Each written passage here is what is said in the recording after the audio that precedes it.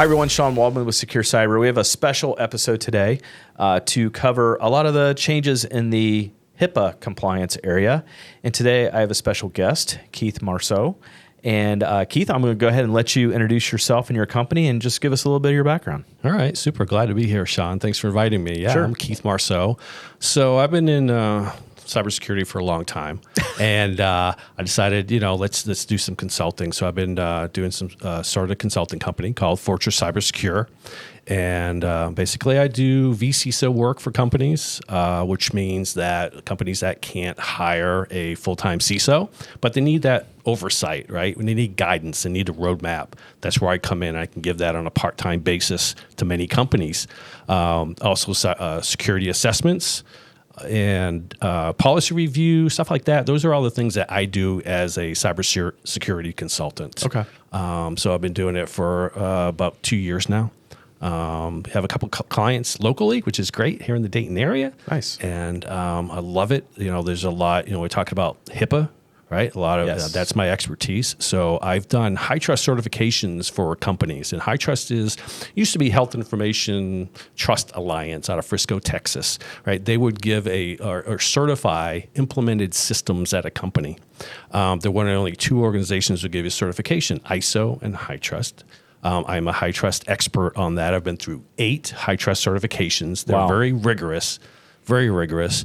So that I bring that and the HIPAA expertise to the table. Awesome. So we were talking right before we started recording. You and I go back pretty far. Yep.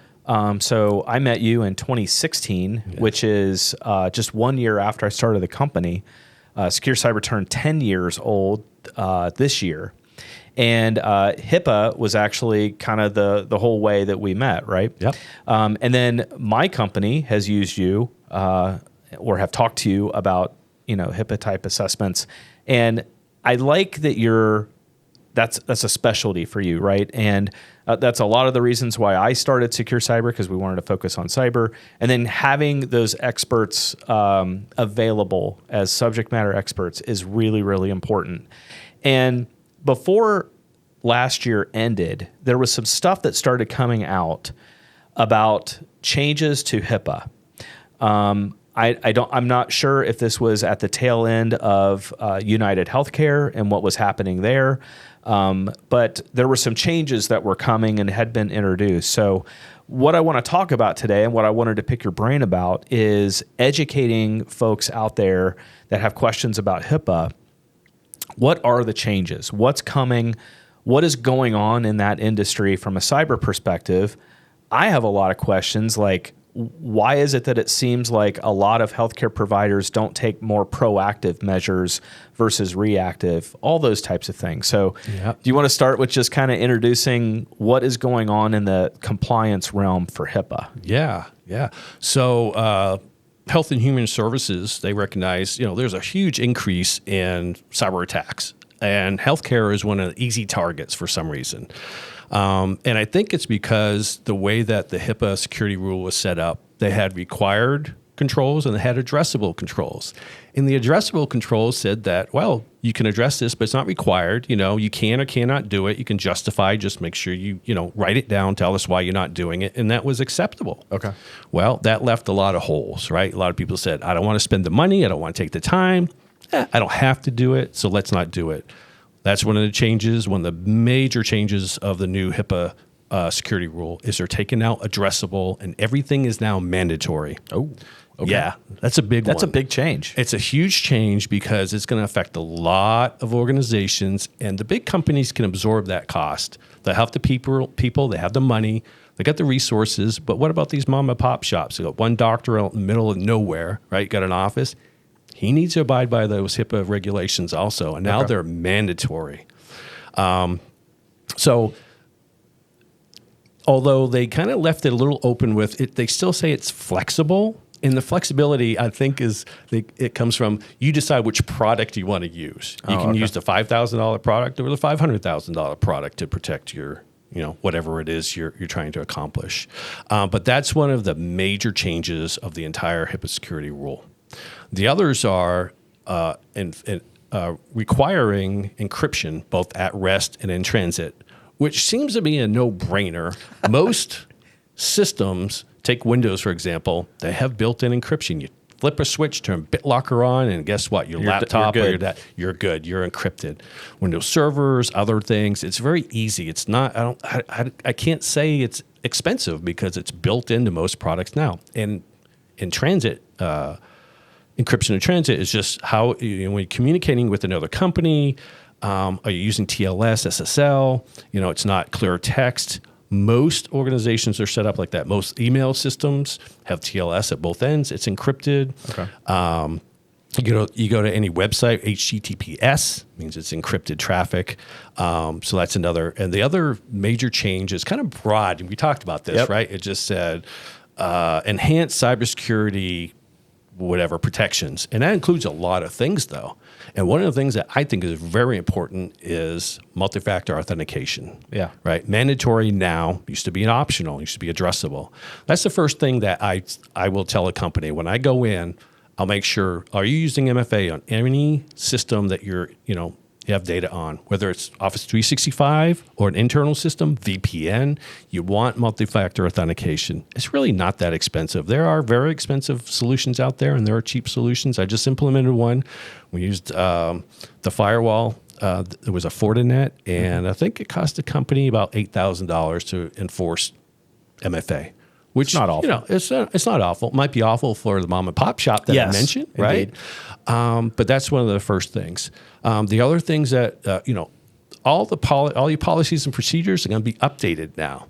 So it must say we will do this, right? Okay. We will do that and have all the controls, and then you have to have the procedures also. Right, that's important. You have to have procedures to follow, so everyone's on the same page. You know what to do. There's they mentioned backups. It used to be you back up your data, right? That was it, pretty much. Back it up. Make sure it's backed up. Now they're requiring you must test a restoration of your data. It must be good, valid data, so you're not restoring bad data. Right. Okay. Right?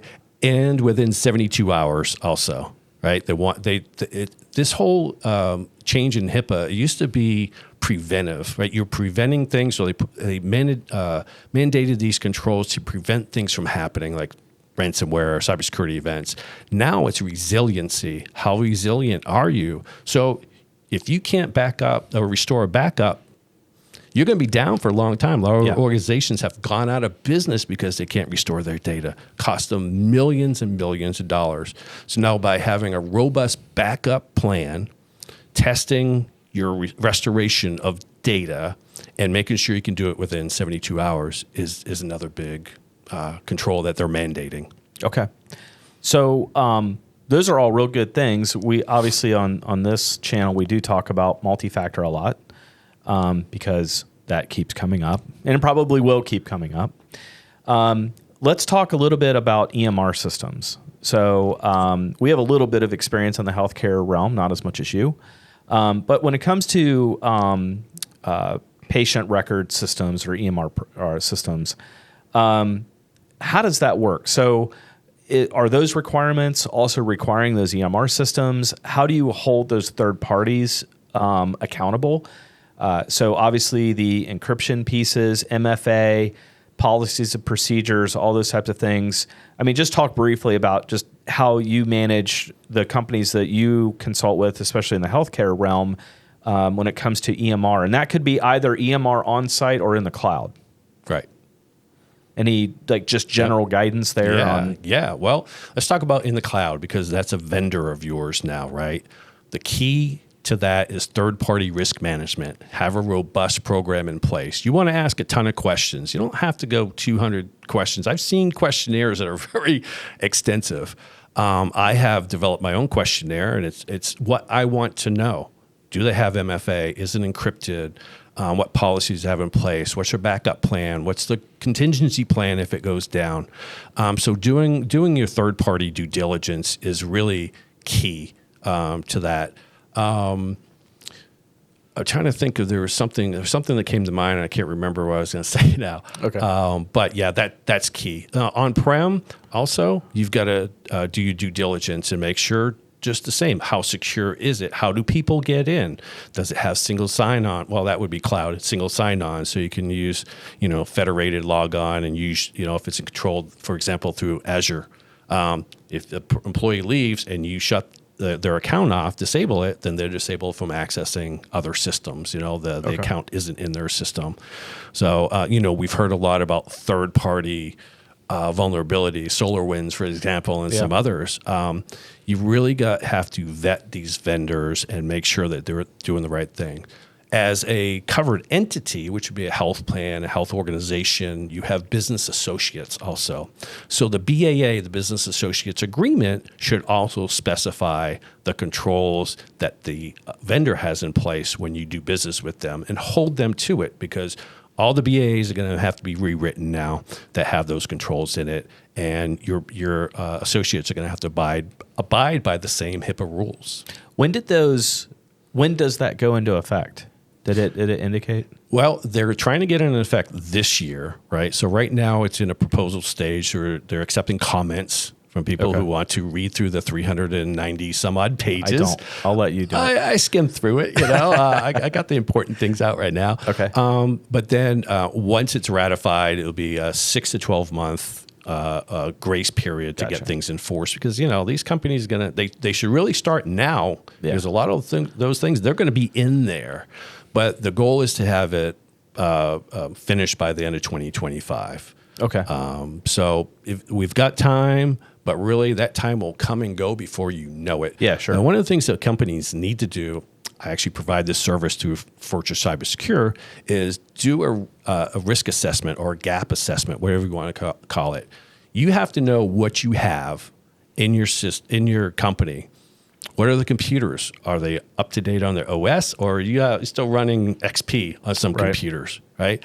How does the data flow? Is everywhere the data flow? Is the data encrypted? Does it flow out? Does it flow in? Do you have policies? Do you have procedures? That's where it starts. You have to do that assessment, and then building a roadmap to get you to that end goal, right? By prioritizing. A cybersecurity consultant will, after an assessment, can then prioritize that and tell you, all right, let's focus on these top 3 things, or this quarter or the next quarter, whatever, because that's the most important.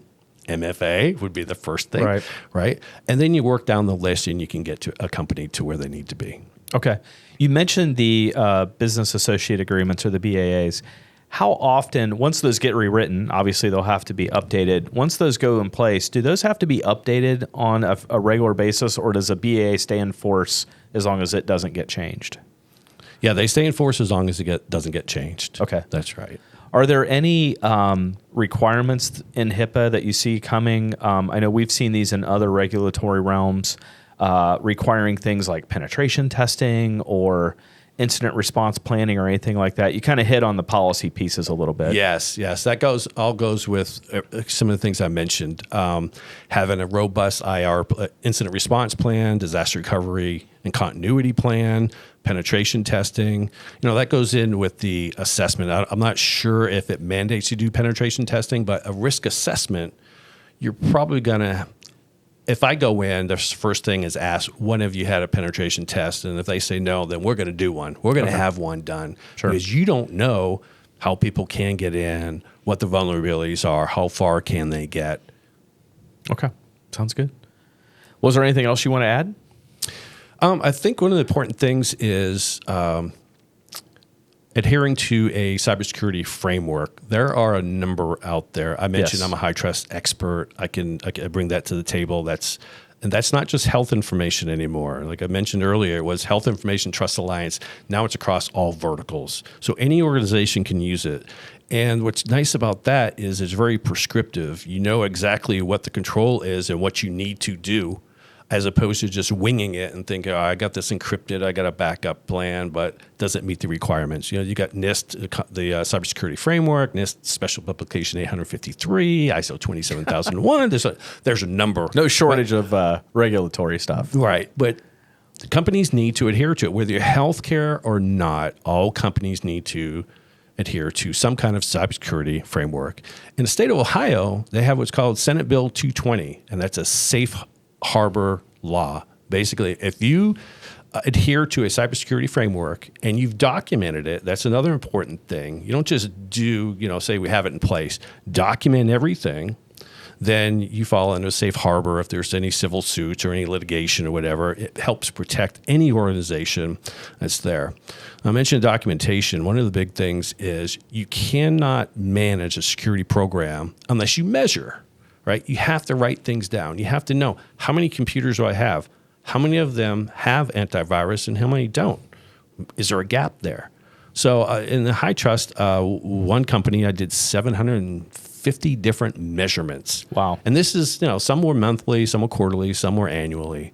But we knew exactly where we were. We knew all the numbers. If we were going the wrong direction, we took very specific corrective actions to get us back to where we need to be. It's also a good tool for reporting to the board, right? Not all 726 or whatever, but you have good metrics that if someone wants to know, you can bring in the most important to a board or a security committee or whatever. All right. Well, thank you very much, Keith, for showing up. I appreciate all your expertise and your input into HIPAA. Hopefully our viewers got a lot out of it as well. And, we welcome you back on the show anytime. So thanks for your time. Right. Thanks, Sean. Appreciate it. Thanks, everyone.